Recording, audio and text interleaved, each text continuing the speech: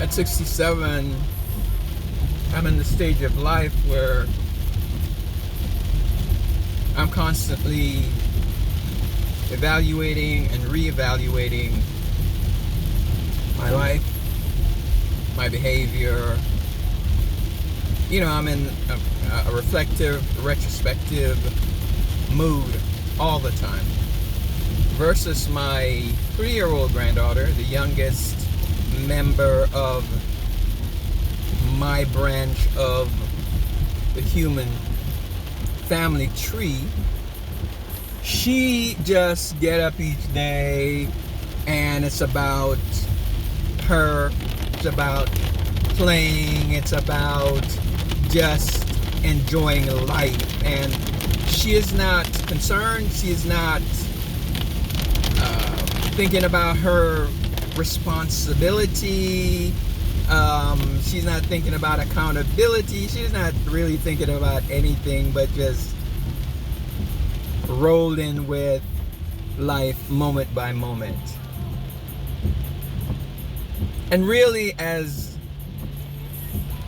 human beings, we're supposed to be in that phase, along with the reality or the understanding that yes, we have responsibilities, we are accountable, etc., etc. But in many ways, we're supposed to, as Jesus said, unless you accept the gospel with the mind, the attitude of a child, you won't get it. And so we're supposed to have that attitude in terms of, not taking life more seriously than we should, along with accountability, responsibility, and all of that, right?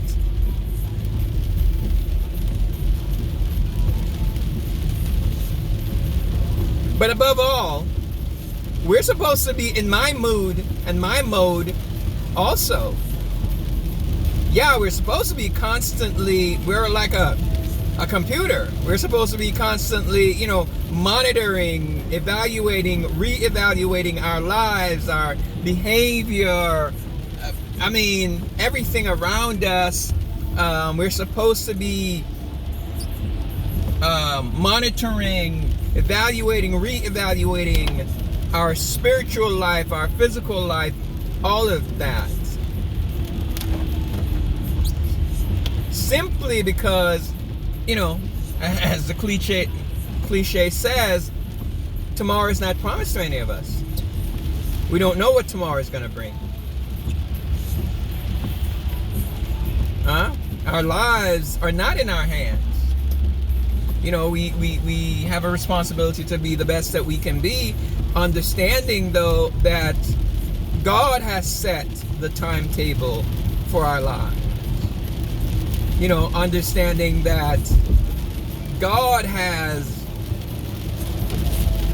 already determined what our end date shall be.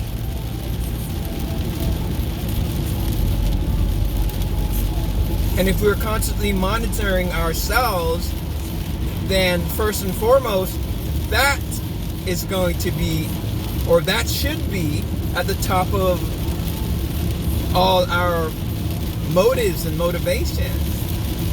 That my life can end at any time by car wreck, train wreck, plane wreck, sickness, gunshot, whatever, right? Knowing that our lives are not in our hands, we got to constantly be reflecting and making sure that we're up to date. It's just like your phone. Your phone is constantly monitoring everything. Updates, it pops up. Oh, we have a new update for your phone. We download this update. Keep you up to date, keep your phone running smoothly and well protected. We're supposed to be monitoring our lives. Our brain, our minds are the computer that's supposed to monitor our lives, and we're supposed to update ourselves each and every day. you know, so that we can be healthy, wealthy, and wise, both physically and spiritually.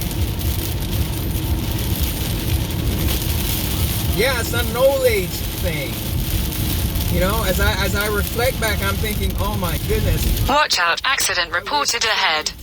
So much time and resources. If I knew then what I know now, you know what you say. Where would I be today? But I thank God as a person, as a man of faith, believing in the God that created the natural universe, including us. You know, I understand that God had it under control all the time. Had my life under control, was guiding my steps, and the most important thing in life is, you know, being at the stage that I'm at, knowing Jesus. How about you?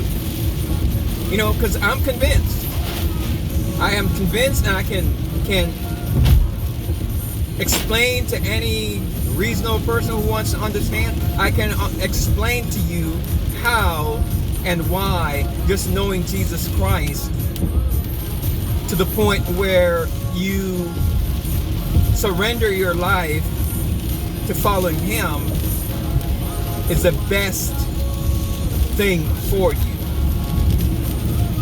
I can explain to anybody who wants to really, you know, who is really seeking the truth, that knowing Jesus Christ to the saving of your soul is better than having, you know, $1 trillion in the bank.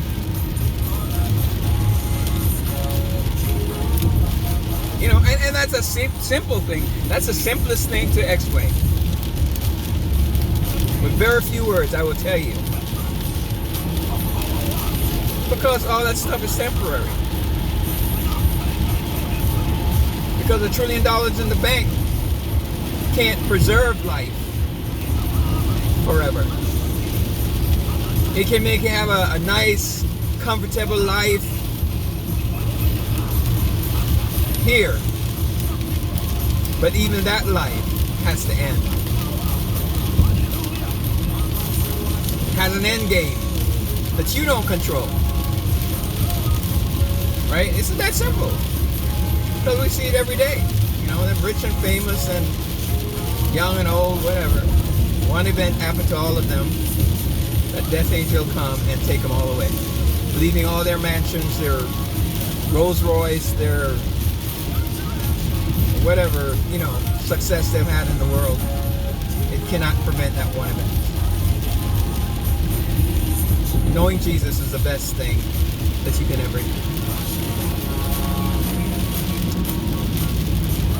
And any time is the right time. You know, I mean, when I think about it, I just thank God that He preserved me through my idle and foolish time. You know, those times when I didn't know Jesus Christ and I wasn't following Him. When I didn't know where I was going, really didn't know what I was doing as far as life is concerned. Life and eternity was concerned. In the midst of getting that mechanical engineering degree, I could have died in my sin. You know, in the midst of living that young life, modeling, DJing, disc jockeying, club cruising, and all that other stuff, I could have died in my sin. Thank God that He preserved me and protected me and brought me, you know, to this point where I'm so glad that I know Jesus. I know that, you know, I'm a sinner, was living in sin, and wow. I don't know about you, but I'm grateful for how close I came.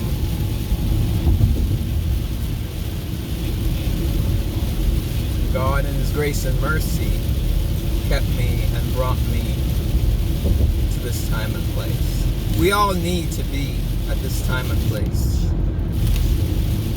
Like I said, said, no matter what you accomplish in this world, what you have, what you don't have, everything on this side is temporary.